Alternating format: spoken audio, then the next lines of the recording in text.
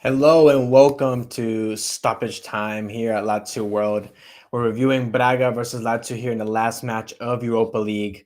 Unfortunately, it was a 1-0 loss in favor of Braga, who, couldn't even get that win. That win didn't even count as didn't allow them to get into the next round here. Unfortunate for them. Lazio had already secured their first place spot in Europa, regardless of the result today. So I'm gonna go right out and say that my three words to the game that describe the match, and it's low stakes energy. That's simply what I saw today. It was clear that the team was taking sort of a little bit of a breather, as well. There was nothing at stake here, and I think that's also important to note because in other seasons, a game like this would be a must-win, or we'd be pressured to have to get this to get a result. But credit to Baroni and to the players for showing up and getting the job done and not relying on the last game of the season to do so. So big credit. Just want to make sure I get that out there. Big credit to everyone involved. Everyone who's come in and stepped up in Europa League. Pedro, Dele Bashir, all these guys that have come up and stepped up. Kudos to all of you and Baroni for being able to balance two competitions. We finished first in Europa League. So even though it doesn't feel so great and we don't want to brag about it too much at this stage, it's still an incredible accomplishment. None of us should take this for granted. This was an incredible accomplishment by Baroni in his first season ever balancing two competitions like this. So those are my three words. We're going to go right into who my player of the match was. This was tough. Everyone was sort of mediocre in this match. It genuinely seemed that the team was like, all right, guys, let's just sort of take it easy, not risk any injuries. We did see one player who played out of position, and he left today, which was pretty interesting. However, no one really was a huge standout. My personal pick for the man of the match was Romagnoli. I thought he was the same as usual, old, reliable, made some big tackles, made some key plays and cleaning up. Of course, had to deal with his partner Gila going up into the center mid position, but still hung in there and did a good job today, cleaned up. For my Midone of the match, we'll go right into it. It would have to be, honestly, Tati Castellanos. I thought Tati had a really bad game today.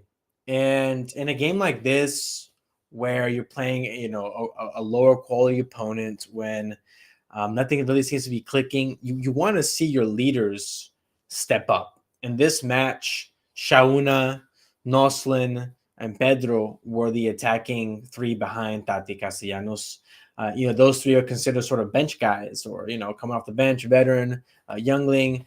Tati is the premier starter. So I personally would have liked to see Tati, and I think it's his responsibility to step up in a match like this and try and get a goal, create more, do better, put more of the responsibility on himself in order to, carry his team to a victory here and finish the Europa League strong. It wasn't that way. Tati also didn't get much service. I understand all that, but I just thought he was quite poor in pretty much every aspect of play today. That's a really, really brief boom, boom, boom breakdown of the match itself. Not much really to talk about it. I think one thing that's worth noting is this trend that we're seeing in the team that conceding because of leaving too much space in the first opening minutes of a match. First 15, 20 minutes, it seems that the team, I would say even less than that, really the first 10, 15, more like that. The team is starting aggressive, but leaving too much space in the back with their press. And it's hurt us on several occasions. It hurt us against Fiorentina. It hurt us in this match, hurt us against Roma. It's a trend that we've been seeing here from Lazio and Baroni, is leaving too much space in behind early stages of the match. I think that Baroni has to really readdress and come back and re-strategize on his approach on that front. The beginning of games are killing us. They killed us at the beginning of the year.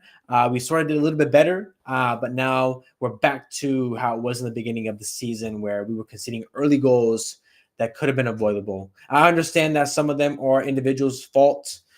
Again, though, it's too much space in the early stages of the game. The team doesn't look settled.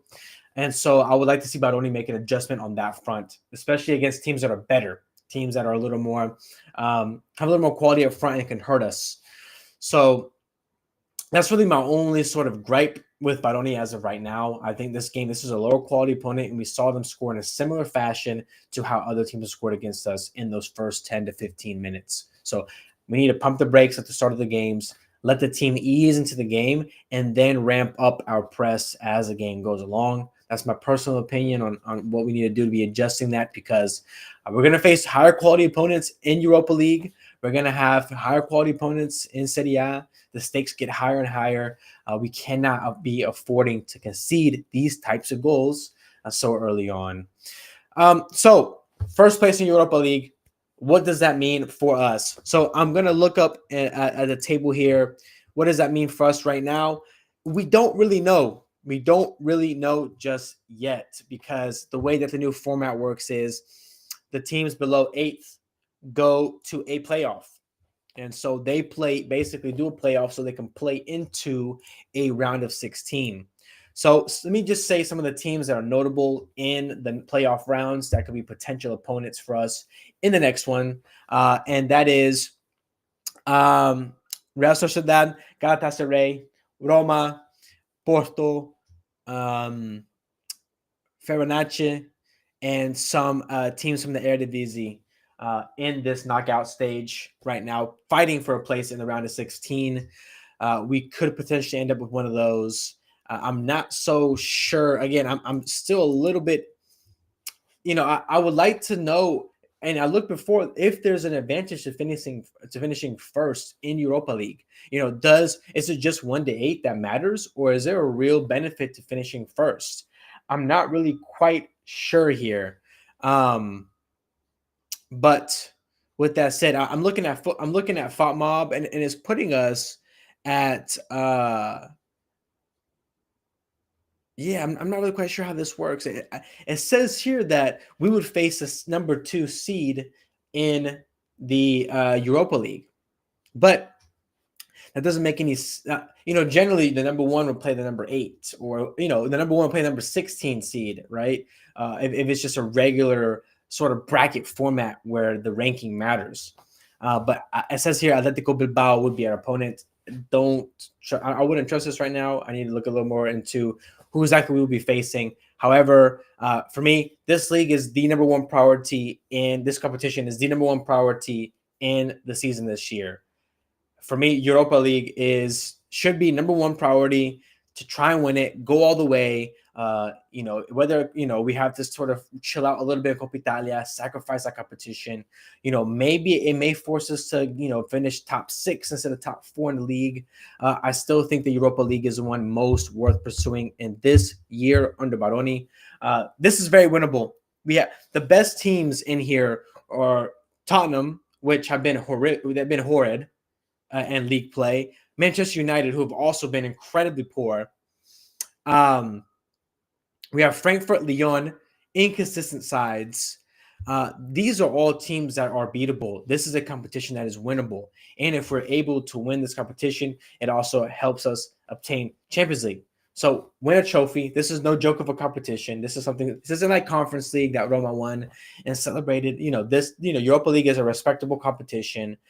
Getting a trophy this season under Baroni in the first season in Europa League would be a phenomenal accomplishment, and will give us the ability to play in Champions League next season, regardless of league play.